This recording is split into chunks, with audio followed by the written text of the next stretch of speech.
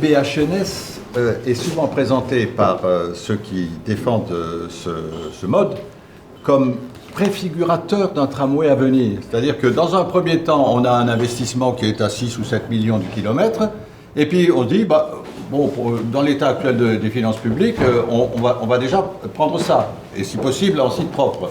Et puis, si l'avenir est différent, sur le plan financier j'entends, eh bien on pourra toujours, et en fonction des fréquentations, transformer ce BHNS en tramway. Et ça, c'est un argument qui est assez redoutable, parce que moi j'y crois pas trop. Une fois qu'on a investi sur un BHNS, il faudrait vraiment que les circonstances soient très favorables pour qu'on passe du BHNS au tramway.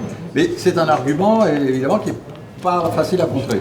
Généralement, quand on dit que l'on va faire quelque chose demain, c'est que l'on reste longtemps dans ce que l'on est aujourd'hui.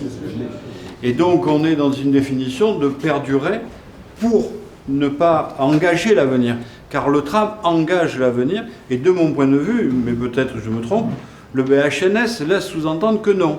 Et si nous devions changer d'avis, nous pourrions le faire. Or, si l'on veut vraiment, de mon point de vue là encore, développer un transport collectif en site propre, sans rupture de charge, avec une vitesse de déplacement qui soit conséquente, ça me paraît être le tram.